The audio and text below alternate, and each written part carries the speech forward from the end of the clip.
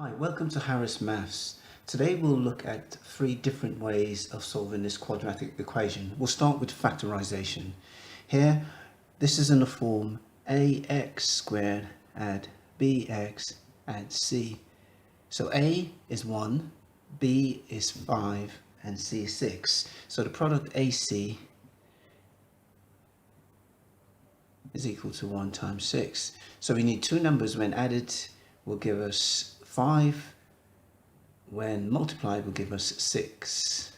And those are 3 and 2, so we rewrite this as x squared add 3x add 2x add 6 equal to 0. Then we'll factorize here x add 3, 2 into x add 3 equal to 0. Factorize again, we have x add 2, it's common to x, and also 3 is equal to 0. So if x add 2 is equal to 0, then it implies that x is equal to negative 2, and if x add 3 is equal to 0, then it implies that x is equal to negative 3. The second method we'll use to solve our quadratic equation is the quadratic formula. And this is our quadratic formula. And just to remind you of our quadratic equation again, is x squared add 5x add 6 equal to 0. Now a is equal to 1, b is equal to 5, and c is equal to 6. Let's substitute our values. Have minus b will be minus 5 plus or minus the square root of b squared, which is 5 squared, minus 4 times a times c. So ac is 6 times 1, and 4 times that is 24. All over 2a, which is 2 times 1, which is 2. And this simplifies to minus 5 plus or minus the square root of 1, because this is 5 squared minus 24, which will give us 1, and the square root of 1 is 1. And this is all over 2. So we have two values for x here. We have x is equal to minus 5 add 1 over 2, or x is equal to minus 5 minus 1 over 2. This gives us minus 4 over 2, which gives us minus 2 or negative 2. And this gives us negative 6 over 2, which gives us negative 3. Again, we arrive at the same solution of negative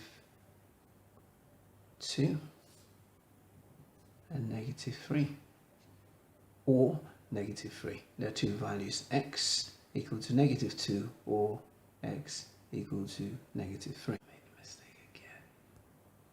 The third method we'll be using to solve our quadratic is completing the square. And we'll use this identity to do that. We have x add p squared. If we expand that, we'll have what we have on the left here. Our quadratic is x squared add 5x add 6 is equal to 0. We can see clearly that 2p matches with 5. So we have 2p is equal to 5, so that p is equal to 5 over 2. We'll substitute it in this right hand side to get x add 5 over 2 brackets squared.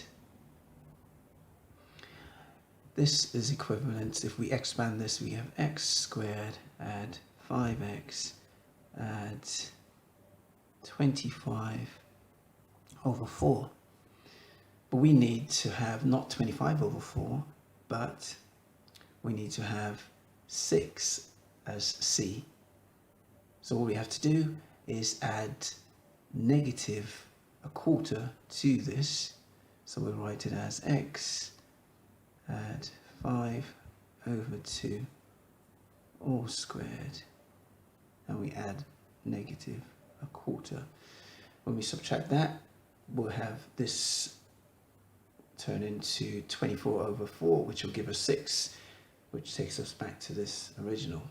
And this is now equated to 0. So now we have to solve this equation, which is x add 5 over 2 all squared is equal to a quarter. If we take the root of both sides, we should have x add 5 over 2 is equal to plus or minus the square root of a quarter. This will give us x add 5 over 2 is equal to square root of this will give us a half, which will be plus or minus a half. Now we can solve for x with the positive value of a half, so x is equal to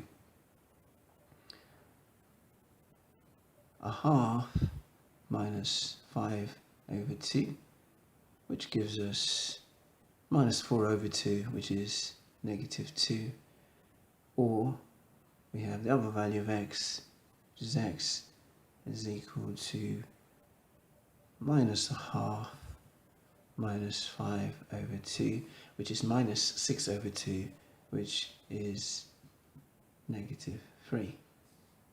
So 3 different ways of solving a quadratic. The first, factorization.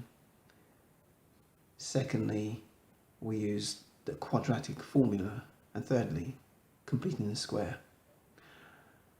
If you like these videos, please like, share and subscribe.